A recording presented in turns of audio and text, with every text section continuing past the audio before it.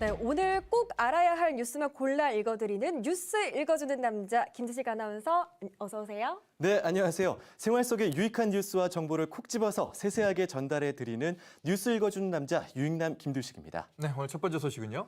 네, 한동안 진정세를 보이던 광주 전남의 코로나19 감염이 다시 확산 일로를 걷고 있습니다. 이번 집단 감염은 민주당 이계호 국회의원 담양 지역 사무소에서 시작이 됐는데요. 오늘 오후 기준 담양발 확진자가 총 43명, 담양, 광주, 전북, 서울까지 타시돌들까지 N차 감염이 확산되고 있습니다. 네, 이 광주와 담양은 동일 생활권이라 그런지 감염이 더 급격하게 진행되는 것 같아요. 그렇습니다. 이 광주의 관련 확진자가 오늘 오후 기준 총 16명입니다.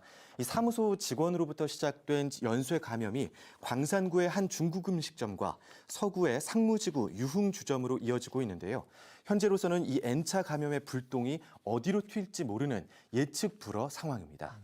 네, 정말 늘 말씀드리지만 마스크 착용, 또 사회적 거리두기, 그렇죠. 손 씻기 같은 네. 기본 생활 방역 수칙을 더 강조할 수밖에 없는 상황인 것 같아요. 그렇습니다.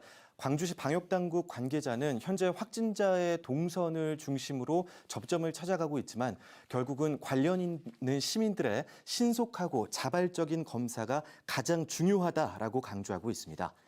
한편 현직 국회의원 중에 첫 확진자가 된 이계호 의원은 사과문을 발표했고요. 민주당 담양지역위원회 당직자들은 오늘 오후 이번 집단 감염 사태의 책임을 지고 당직에서 일괄 사퇴하겠다라는 입장을 밝혔습니다. 방역당국은 5명이서 상무지구의 유흥주점을 방문한 이계호 의원의 수행비서와 그 일행들에게 과태료를 부과할 예정입니다. 네. 정말 한순간의 방심이 이렇게 지역 공동체에 또 위기를 또 가져오게 되는 것 같습니다. 네. 앞으로라도 네. 생활 방역 또 개인 위생 수칙 정말로 철저하게 지켜주시길 바라겠습니다. 자, 두 번째 소식은요. 네, 안전속도 5030 정책이 지난 주말부터 시작이 됐죠. 오늘로 시행 나흘째를 맞았는데요. 광주 전남 지역은 지난해부터 이 교통 표지판과 노면 표시 등 시설물 설치를 준비하면서 큰 혼란은 나타나지 않고 있다는 평입니다. 네. 네, 다행이네요. 이 안전속도 5030은 일반 도로에서는 50km, 또 이면 도로에서는 시속 30km 이하로 낮추는 정책이죠. 맞습니다. 보행자의 통행이 많은 도심 지역에서 보행자들의 안전을 확보하고 또 보행자의 사망사고 증가율을 감소시키기 위해서 시행이 됐습니다.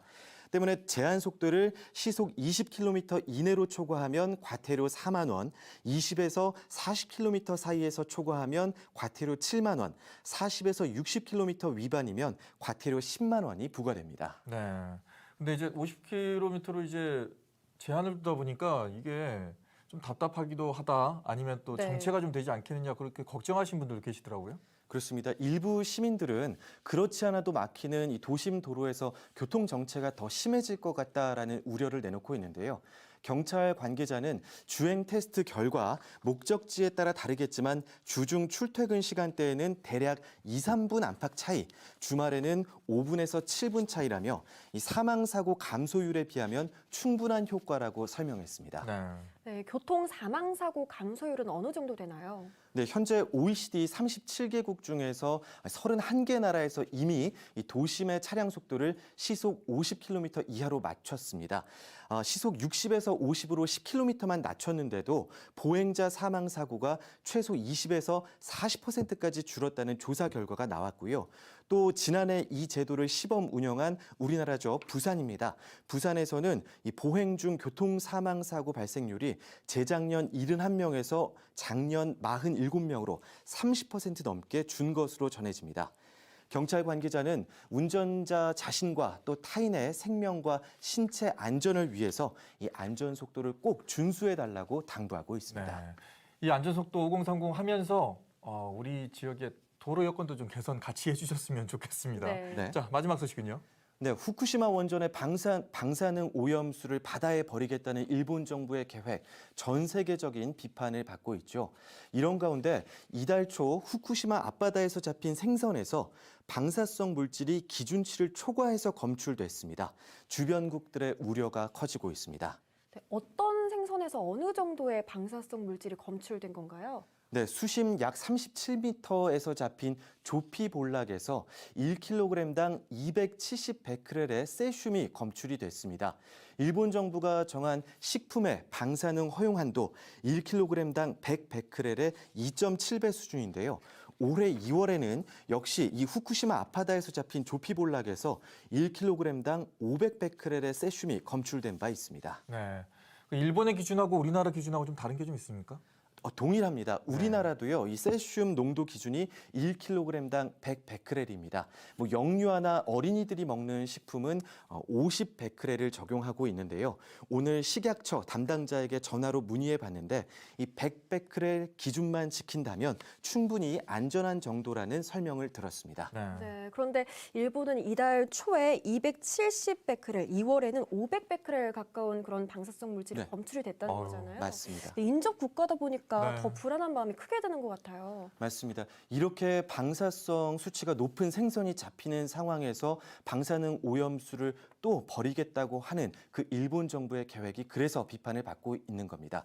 이용석 광주시장 지난주 일요일에 성명을 내고 일본 정부의 결정을 강하게 규탄했습니다. 그동안에는 그릇된 역사 의식으로 끊임없이 역사를 왜곡하더니 이제는 우리 삶을 통째로 파괴하려 하고 있다. 방사능 오염수 방류는 온 인류와 자연에 대한 크나큰 범죄 행위라고 비판했고요. 어제는 전남 여수의 어민들이 300여 명 정도의 어민들이 150여 척의 배를 끌고 해상으로 나와서 시위를 벌였습니다. 일본의 모든 수산물 수입 중단을 요구하기도 했는데요. 일본 정부의 현명하고 또 양심 있는 조처를 기다려봅니다. 네. 수심 30m 가까이 있는 조피볼락에서 2배 이상이 나왔다면은 네. 그것만으로도 심각한 것 같은데 맞아요. 일본은 방류한다는 거 정말 제대로 좀 생각을 좀 해봐야 될 것 같아요. 그렇습니다. 네. 오늘 소식 고맙습니다. 고맙습니다. 고맙습니다.